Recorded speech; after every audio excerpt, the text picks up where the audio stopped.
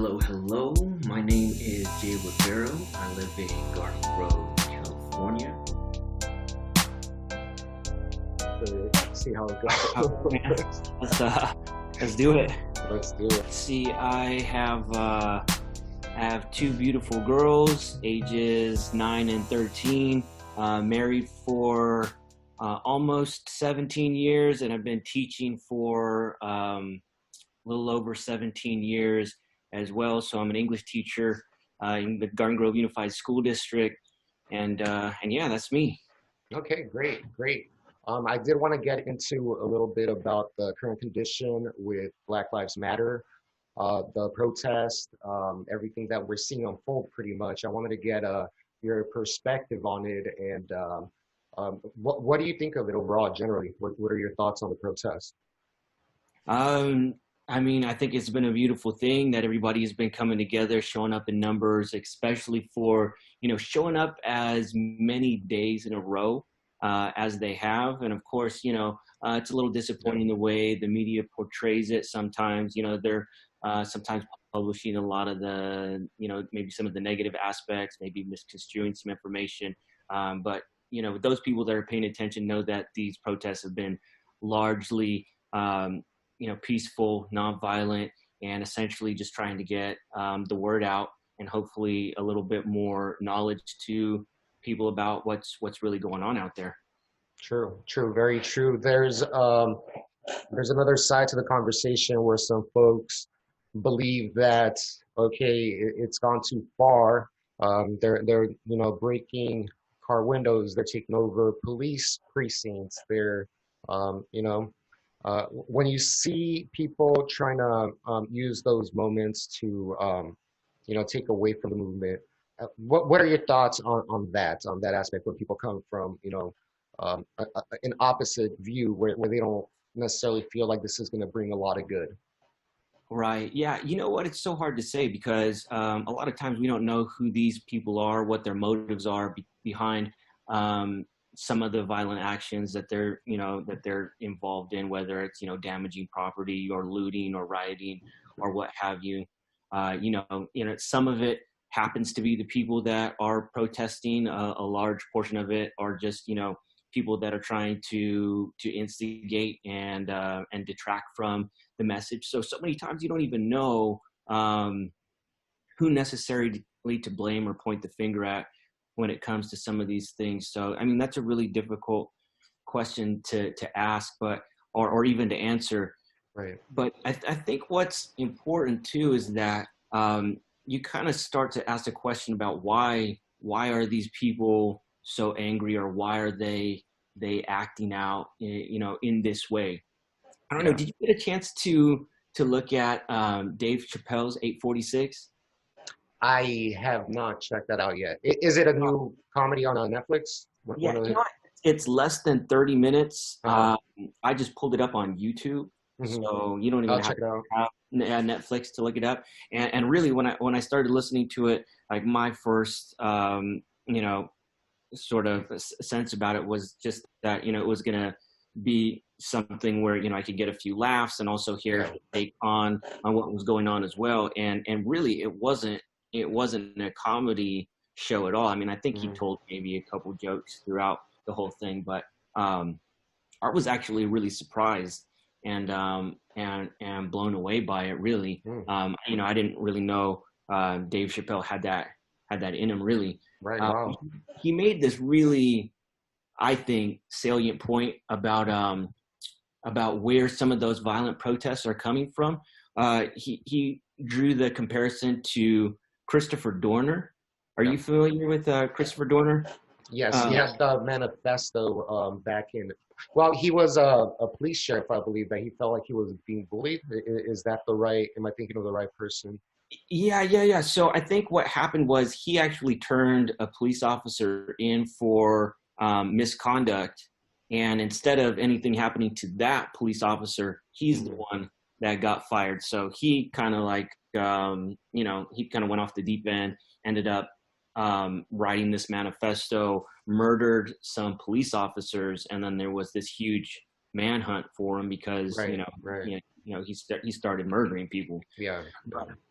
the interesting thing that Dave Chappelle brought up, and I thought was a really good point, was he said when they found him, 400 police officers had shown up to take him down, and not because they needed 400 police officers, but because of the not just the anger, but the fact that they saw themselves in the victims as those other police officers, Right. that sort of, started that reaction, right? Mhm. That they felt the need to show up in that kind of force and support because they identified Right. with the victims. Yeah.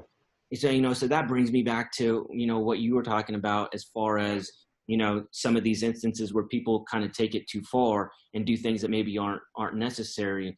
And that's because they see themselves in these victims, right? George Floyd being, the one that's probably most visible recently.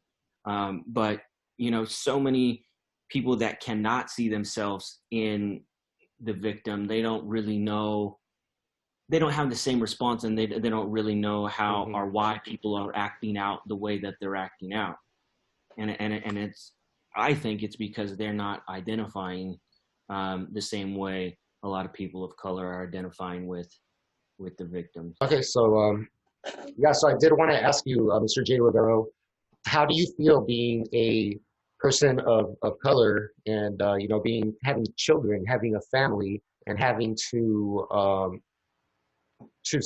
see this play out? Do you feel affected by this conversation? I know you mentioned it earlier where you think it's good that the conversation needs to be had, but I'm wondering, as a father, how do you feel um, with the climate and the protest and everything, specifically with the point of view of a father? Um, yeah, so I don't know if you've noticed this, but this is something that I've noticed. If you look at the Black Lives Matter and who's supporting it, you don't see.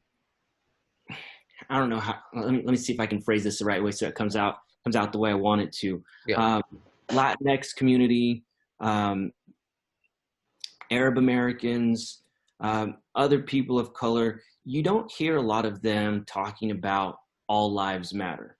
right. They're talking a lot about Black Lives Matter, even though they could be talking about, what about us, right? What about, the Latinx community? What about Arab Americans? But you don't really hear a lot of that conversation coming from other people of color. And when you start looking at, a lot of the all lives matter side of it, I Yeah, think it's really interesting that you don't see, for the most part, a lot of people of color jumping on the all lives matter, even though they have, maybe the most justification to do so.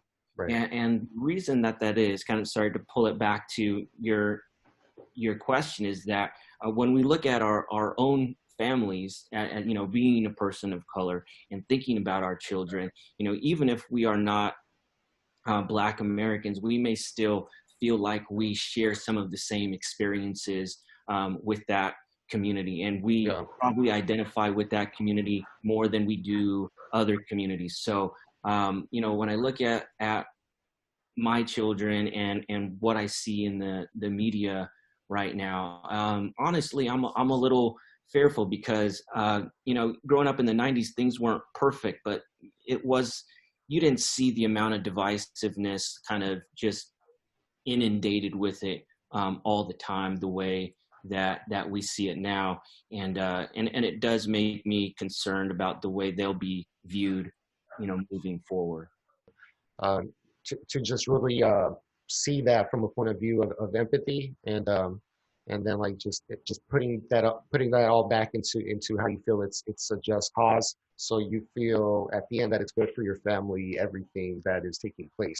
Yeah, it's beneficial. Absolutely. I mean, the type of reform that they're talking about right now, it is not set up to just help the Black community. It's set up to help really all communities to really Yeah. benefit from this from the Hmm. from the top down. So, um, I'm really hopeful that this is going to make a difference as far as what gets passed through legislation, and not only that, just the way that it is viewed from the general public. You know, I mean, Yeah. we've already started to see a small shift from that when you start talking about like the NFL Hmm. protests and things like that that were really denigrated at the time when they were taking place. Now you're seeing people much more accepting of the fact that you know that that is a decent way Yeah.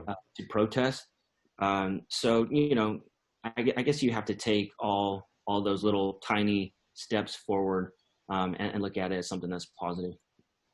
Okay. Yeah, definitely, definitely. Mr. J. Rivero, thank you very much for your time. It was a pleasure to have you on it. Your time is very important to me. And I look forward to the show suggestions, which is going to be coming out July 1st, 2020. We're going to have a live broadcast at 7 p.m. And do you have any thoughts on that? Are you feeling excited? Is it what are you expecting for the show? What is your wish for the show as far as your participation?